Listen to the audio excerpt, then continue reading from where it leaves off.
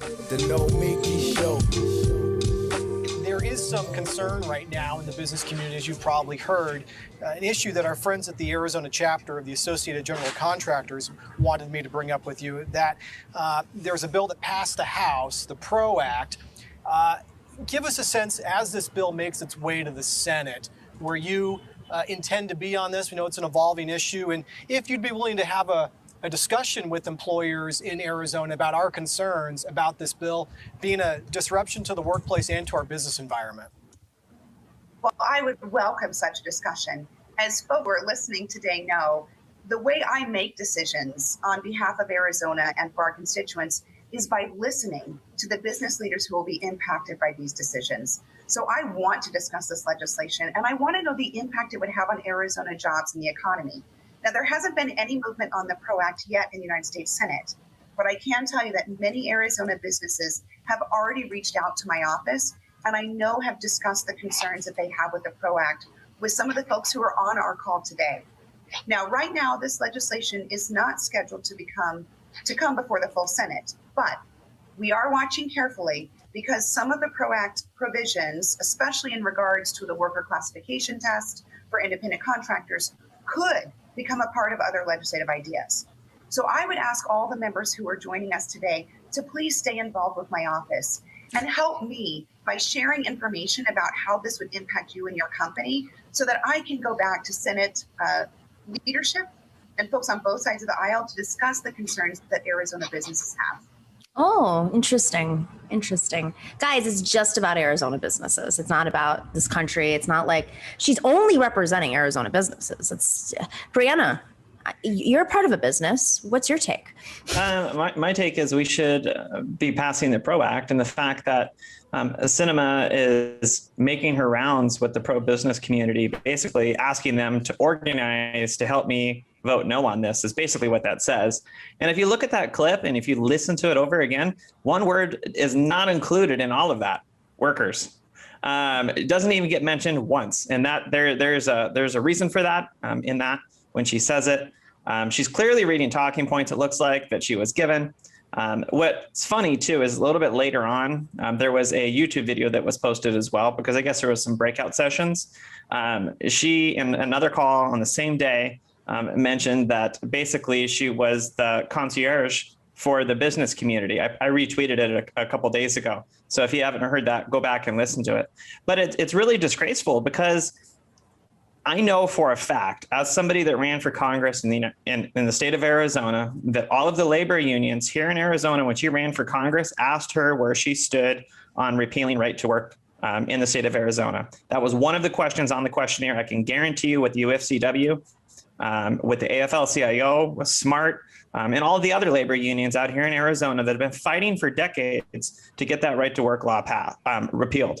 And the fact that she is doing this now that she's in the Senate, like she's just completely forgot who the people are that sent her there to begin with. I retweeted yesterday a comparison between her 2012 contributions, her top donors, and her current ones. And you'll notice there's union names on that first run that she had. So she took their money, she got into government with their support, and now she's giving them the cold shoulder. It's disgraceful. And, you know, the thing is, she doesn't even need to do this. She could be a hero. That's the question that I mean, it's so funny because Arizona has this like weird obsession with like John McCainism and being a maverick. You know who was maverick? I'll give him like a little bit, just a little bit. I know everyone's going to come for me. But what made him a quote unquote maverick is every once in a while, I'd be like, wow, the Republicans are going too far. I'm going to side with the people. She's doing just the opposite. She's like, I'm just going to side with the Arizona contractors. Like, what the...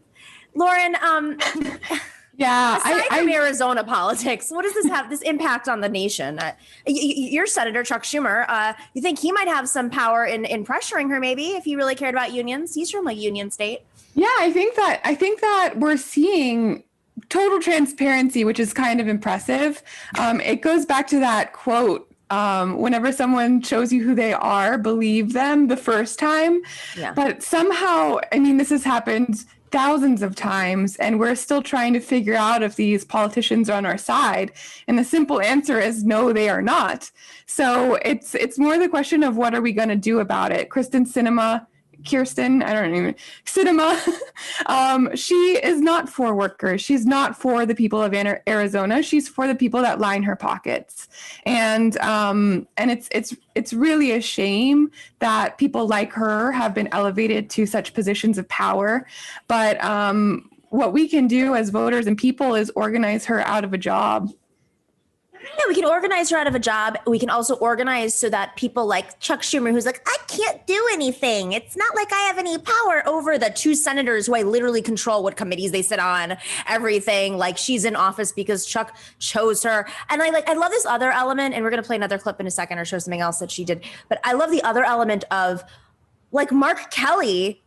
He's not taking and you know, he's no progressive either, but like, he's not setting himself up to be a mansion, as far as I know. Have I missed something, Brianna? Is Mark Kelly, you know, getting ready to play the same game? Not at all. In our communication with Kelly's office, because we've actually built a coalition out here of different organizations, a broad tent of organizations representing a wide range of ideology on the left, to push both senators to end the filibuster and to support the PRO Act. Kelly's office has been more willing to engage in conversations with union leaders. From what I've been told, he wants more information, which I don't understand why he would ask for that anyway, because the internet exists and he can get on the internet and get all the information that he wants. So I don't know why you would continue to ask for more information, because there's lots of information out there. And I'm sure he has a staff that he pays to do that. But that's what we keep getting told by Kelly's office. Sinema's office has been a little bit more difficult to pin down on actual where she stands and how she's going to evolve. But it's interesting to see how they're both playing this. And it's been like this since the beginning of 2021 with the $15 minimum wage. Kelly voted for it. She voted against it. Right. Let's actually get to that, because it's not only that she voted against, and curtsy, just so cute, just such a cute curtsy, when you have to, you know, vote against. No, I will not vote for the $15 minimum wage. I'm going to go home now. Okay, so I say this because she is now looking into raising the federal minimum wage to $11 an hour, guys. And in Arizona, it is, wait for it. What is it, Brianna? I know you know it. $12.15. Aha. Interesting math. I'm not one to normally quote Lindy Lee, but there she is on the screen. This is crazy, cuckoo for Cocoa Puffs. I don't know who this is working for, but what I love is we all saw that there was this picture she took where she's drinking a margarita, and she had a ring, and it was, I don't think I'm going to get pinged, but it was an FU ring, F off ring. And so the people who make the ring, I love this trolling so much. The company behind Sinema's F off ring will donate all proceeds to fight for increasing the minimum wage to $15 an hour. That is their giant F off. It's beautiful. Beautiful. I mean, but like, okay, you want to talk to business leaders? There's a business leader right there. This is getting ridiculous. But I mean, really, what is it going to take? Is it just going to be running somebody? Like, what are the chances that she actually is vulnerable right now? I mean, what kind of candidate, I have my ideas, but Brianna, you're on the ground in Arizona. What kind of candidate would need to run against Kyrsten Sinema to be able to garner the national donations, which are inevitably going to come in, but also the electoral math to actually win a primary and potentially a general? We have a lot of great progressives. There's some current people serving at the state legislature that I think would be great, like Senator Martin Casada. I love Martin. Oh my goodness. He would be at the top of my list. Okay, he's sorry. Great. He'd be at the top of my list too. Somebody that has name ID and has built a reputation for passing progressive legislation, or at least standing up for progressives and people, more or less, not just progressives. Martin has done that. I think he'd be a great candidate. And there's probably somebody out there that hasn't stepped up to run yet. I encourage them, like a labor leader would be great. And I have a few people in mind. I don't want to name drop anyone, but I think they'd be great. If they're tuning in, they know who they are because we've had conversations about running for office. Those would be my picks. Lauren, you've run against a well-known woman, Carolyn Maloney, and you know how hard it is to run against somebody who the establishment supports. And it's a tough one because in that race in particular, because the district is diverse, and the district you ran in is the Upper East Side as well, so it's very wealthy.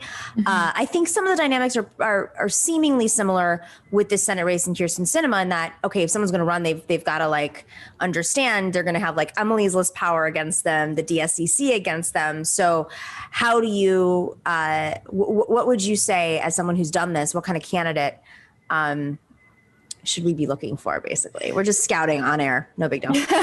I love Brianna's idea of a labor leader. I think that's an incredible reason to fight against Sinema, is her direct attacks on workers in the state and across the country.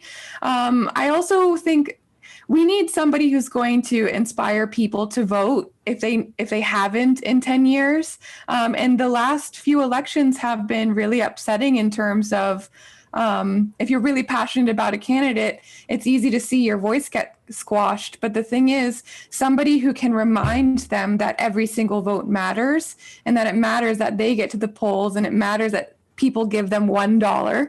Because if 300,000 people give them $1, it truly goes to good use. So I think it just has to be somebody who really has a movement already kind of behind them. And I say the same about, I would love to see Chuck Schumer primaried, but it has to be somebody that has name recognition already. This is not a time to build your platform for the first time. We actually have to get these people out of office. And also, it's not just that. It's that when you have the reason why Cynthia Nixon, it was such a big deal, is she was able to get earned media, which is very hard. So whatever she couldn't do in terms of ads and raising the money to buy the ads, and she did eventually, but she was running against somebody with a massive war chest and massive name ID, and and we know what the results were. But she transformed the conversation, and helped get the IDC out. But it's the same thing. It's like, look at they need to be able to kind of do some things that an average person, it's just very hard on a statewide level.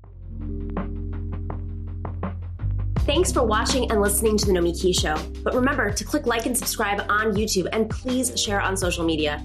If you're not already a patron, please join us for as low as $5 a month on patreon.com/The Nomiki Show for early and special content. That investment makes a huge difference. We are not corporate media raking in the dough.